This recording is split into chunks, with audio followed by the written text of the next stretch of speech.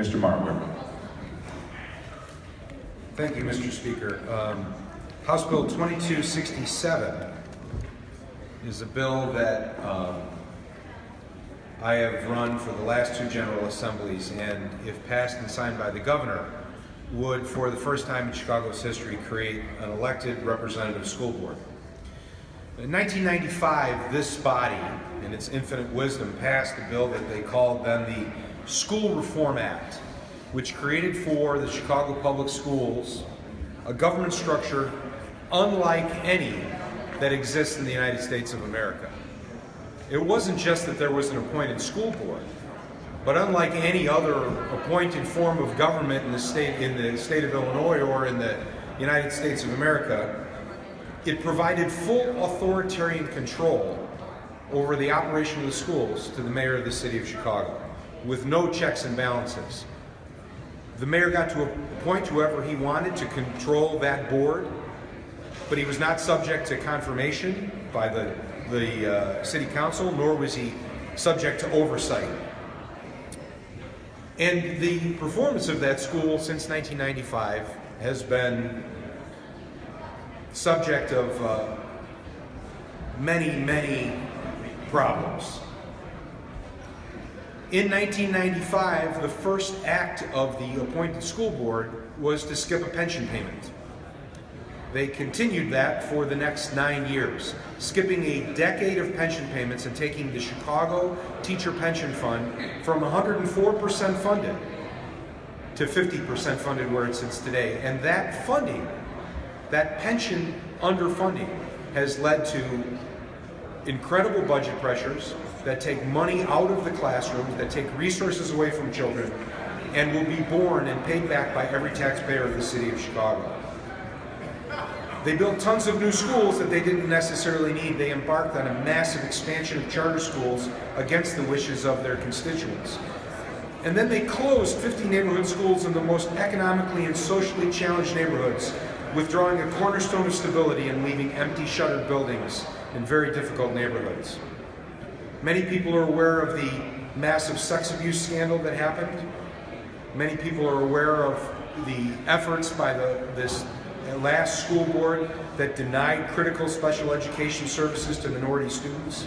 CEO after CEO of the Chicago Public Schools have left under a cloud of scandal, including Barbara Byrd Bennett, who very famously gave a $25 million no-bid contract to her former employer.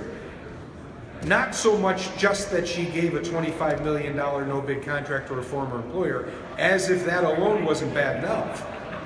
But at the school board at which that contract was approved, there was no debate and no dissent.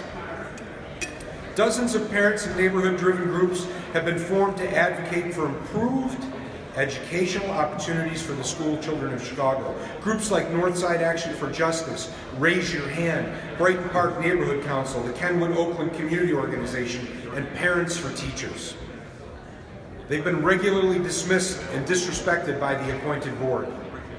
And these groups have demanded elected accountability, they've demanded democracy. And that's exactly what we are here to give them, a cornerstone of democracy. One of the tenets that our government was built on, that there shall be no taxation without representation. So I bring to you this bill, which would create an elected representative school board. It's passed twice in prior General Assemblies with overwhelming numbers. It would break the city of Chicago up into 20 representative districts. There would be 20 school board members elected from these districts. There would be one citywide elected school board president. There are several provisions that have been put in to limit conflicts of interest. The first election would occur in 2023, a second election would occur in 2027, and then in 2029, to ensure that this new system of democracy was functioning well. The legislation would return to the General Assembly for a period of review and to make any revisions to the law to make sure that it's functioning the way it was intended. Ladies and gentlemen, it's time to provide democracy to an entire school district, the largest school district in the state, that has been denied it for far too long. I'm happy to answer questions, and I ask for an aye vote. Any discussion? Seeing Mr. Batnick. Thank you, Mr. Speaker. Will the sponsor yield? Sponsor indicate you'll yield. A couple of quick questions, Representative. Why is this a pilot program? I think we all voted for the full deal last session. Why did you decide to go with the pilot program? This is not a pilot program, Representative, not in any way, shape, or form. This will create a fully elected school board that will have elections in 2023 and 2027. It will operate for 6 years. Probably the biggest concern that I've heard from people about this massive change. Remember, the City of Chicago has never had an elected school board, the largest district and certainly the most diverse and most complex districts in our state. This is a big change, and the biggest concern that I've heard is the influence of special interests and outside money. And so many of the provisions that I put in this bill are designed to address that, but until this actually happens, until it goes into practice, we don't know. Obviously, there just was an election in the City of Chicago, and there was massive amounts of special interest money, education money spent in those elections. And so we want to make sure that this is functioning well and that the legislature has the ability to proactively revise this to make sure that it's functioning well after 6 years. Okay, it sounds like you were well prepared for that answer. One other quick question. I see the City of Chicago is opposed. Have you spoken to the new mayor about it, this bill? So we don't have a new mayor yet. We had an election and she has not been sworn in. What I would tell you is that every mayoral candidate that ran for office in this last election was supportive of an elected school board, and from the statements of the two candidates that were the finalists, both supported a fully elected school board, and it was a high priority on them.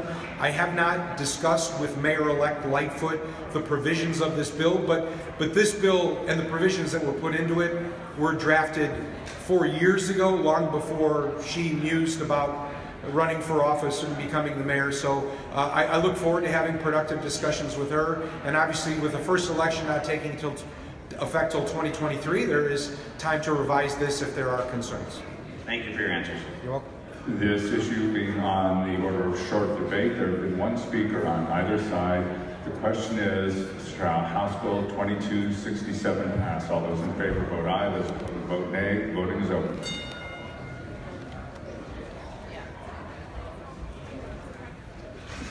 Have all voted who wish? Have all voted who wish? Have all voted who wish? Kuiper, Morrison, Summer. By a vote of 100. Clerk, take the record.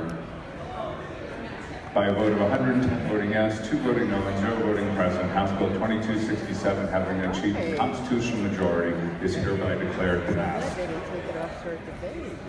Page 26 of the calendar appears House Bill 3501, Representative Matwick. Am I still live? Yeah.